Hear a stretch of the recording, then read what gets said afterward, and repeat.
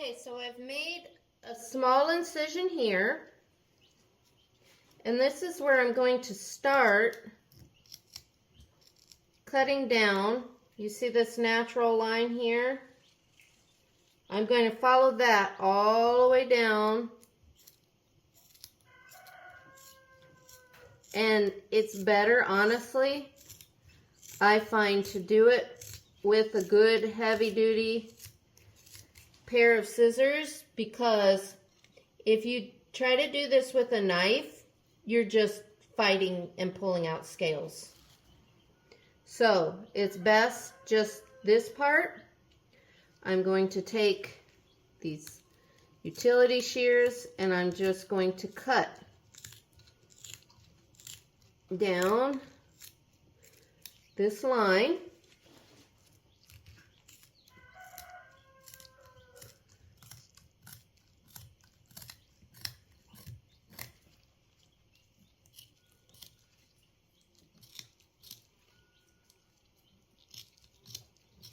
All the way to, it's going to get a little gummy right there. I can take my scissors because it really gets, the skin gets really thick right here. I'm going to take my knife and just come all the way to the tip there. Okay?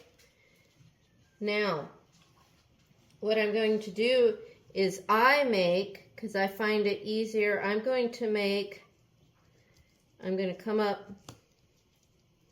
You find that bone right here, right behind the head, and I come along that. Then the reason why I go ahead and make these cuts is so that they're clean cuts, because I find if you don't, it tears while you're trying to skin. So I just go ahead and make cuts, all right? So then I might switch back to my scissors because these scales along here are pretty thick, and I'm going to find that skin right there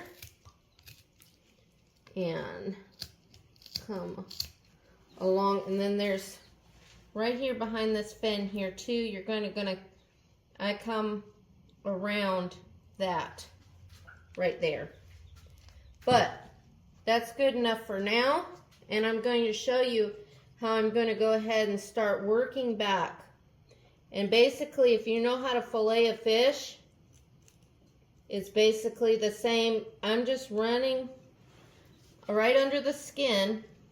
You see how I'm just separating, using my knife and just separating. It's pretty tough. This skin is pretty tough. So you don't have to worry about really popping a hole in it. So, I mean, you still want to be gentle with it, but you don't have to worry about, especially with a bass or something with heavier scales, like you would a trout, and really it almost pulls right off too.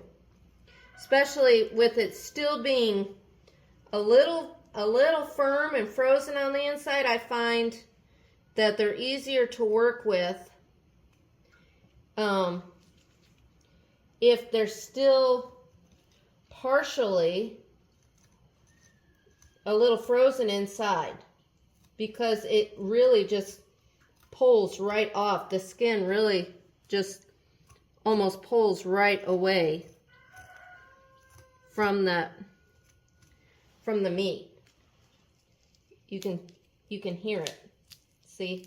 You can almost work your finger right up underneath of it and push it right away. And use your finger to separate. If you're worried about poking a hole.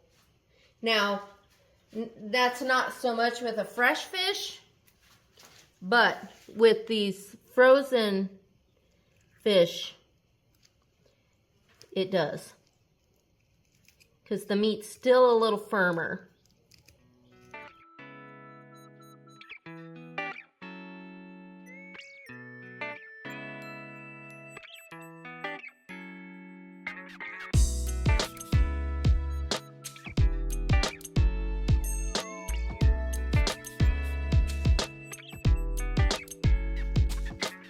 And of course, don't be worried if you do still have some meat on there. Of course, we're gonna go over how to remove that as well.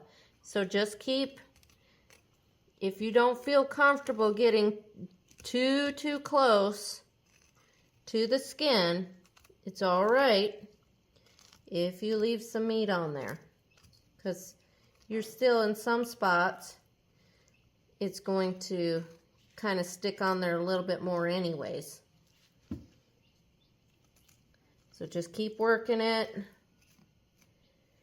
Down here at the tail, you're gonna see where there's bone, and this is where we're gonna cut the bone here and cut the bone, it's up here, that bone for the neck. But right now I'm just going to continue opening this up, working it away from this meat. We've done this side up here. Oh, got a little spot right here. Didn't go all the way down.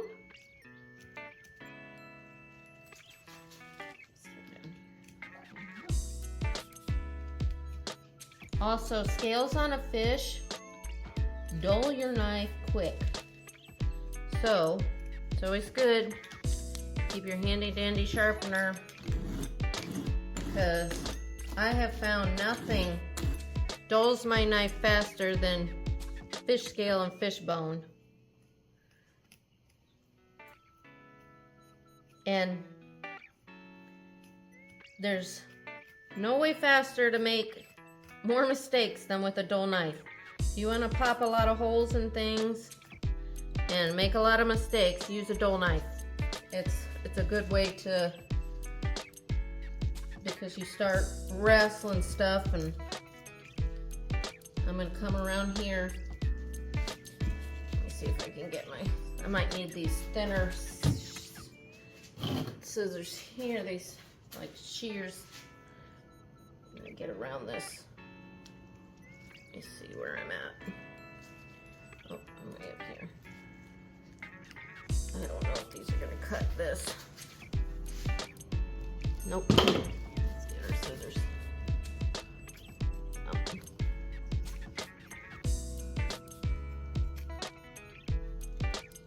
Alright. Now we should be able to go back to our knife. I don't want to cut that fin. Make sure you keep stuff out of the way that you don't want cut. I'm going to come back up here.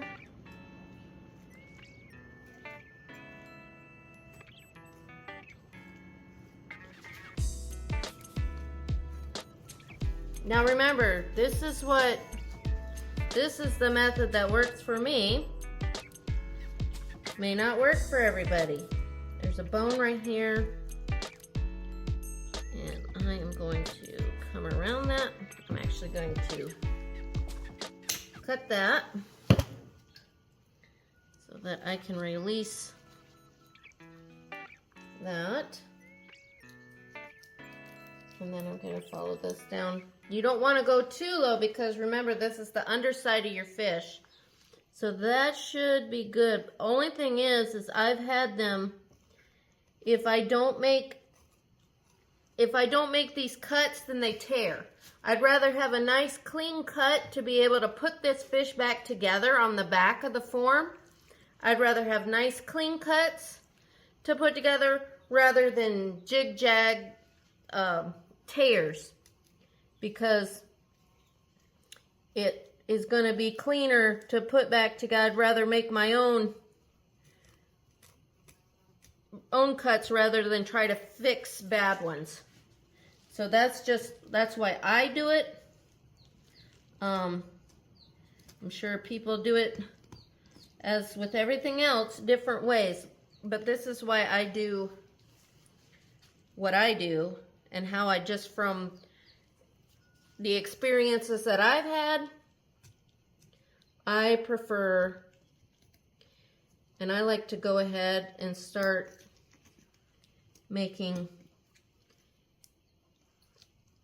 cutting through the meat to where I can feel that bone right there, because then I can feel it. You hear it? I'm hitting it right there.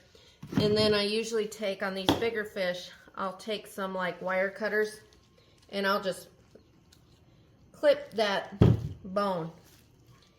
Smaller fish, I can do it with my scissors, but these bigger fish, I usually need either bolt cutters or wire cutters.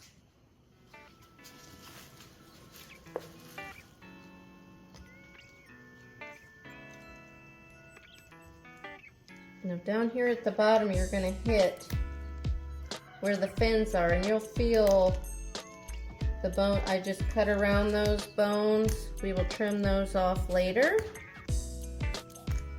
But, so you're going to want to work around those.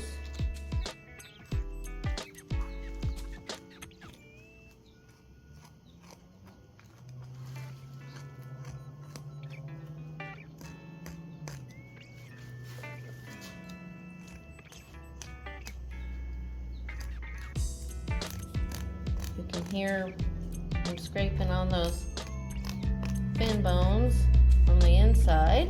And of course, there's our, you want to make sure you cut that. I use my scissors, that is for vent. I do not want to create a hole. I want to keep that intact for now.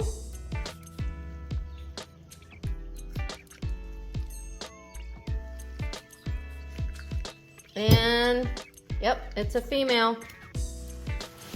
There's the eggs.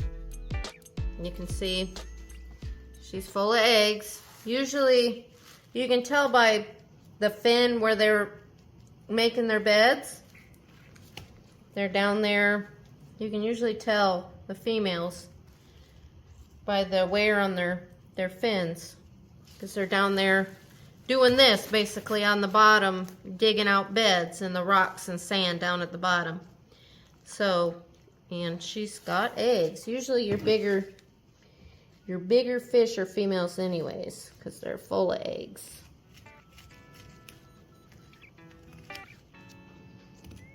I'm just going to go ahead and get this chunk of meat off because I can.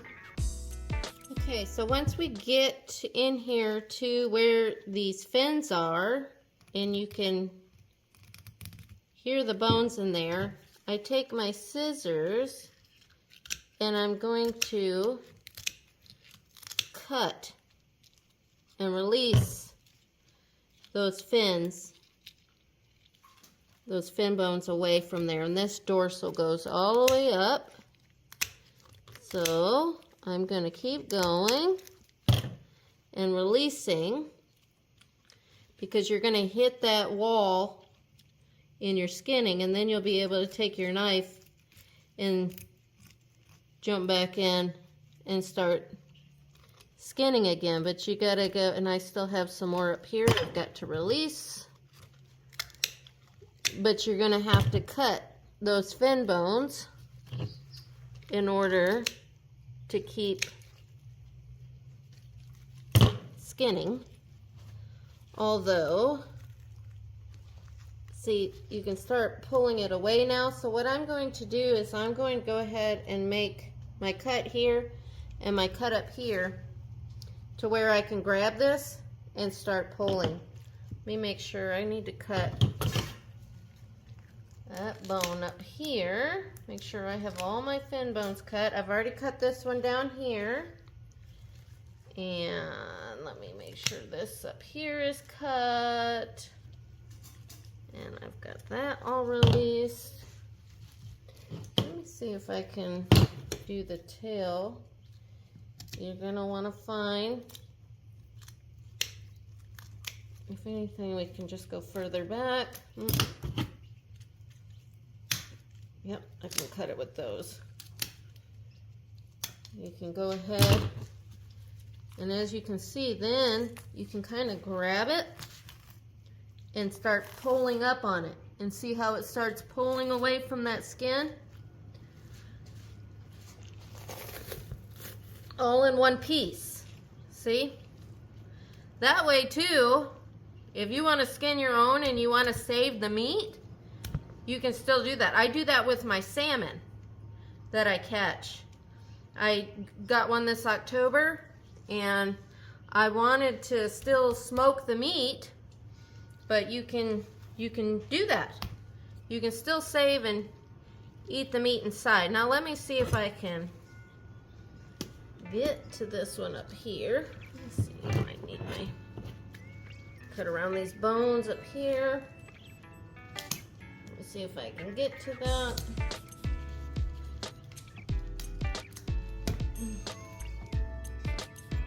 The base of this head, get those neck bones. Get that to release. Then I can pull this all out in one big chunk. I think I'm getting it, but you want to make sure too that you're not cutting your skin on the other side. So I just slowly work through it, kind of with a rocking motion, so I'm not jabbing. And then I can feel on the other side. But I'm going to go ahead and cut all this free so that I get, and it's still frozen in there too. I'm going to go ahead and cut this stuff here, all this free, so that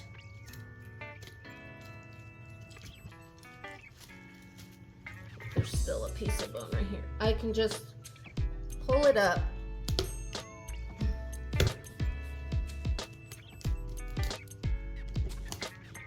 There we go. So see, once I pull this up, I'm going to put my hand on this skin and pull. See, just like that. And that way, I already have all this up here. It's holding on by just a little bit more. Up here. There's a little. I need these. Right there. There we go. See? And then that all pulls loose nice and neat. And insides and all. You don't even have to gut the fish. They are guts, and that's what's nice about doing it semi-frozen too. They're still kind of frozen in there. Eggs, guts, and meat. If you want to save your meat, then you get your meat too, and you can even fillet this right off if you wanted to. However, I'm going to feed it to the chickens because I did not catch this fish, so I don't know how long it sat before it was frozen. So I am not going to attempt to eat it myself. So anyway, so you can see, ta-da, there is a skinned largemouth bass.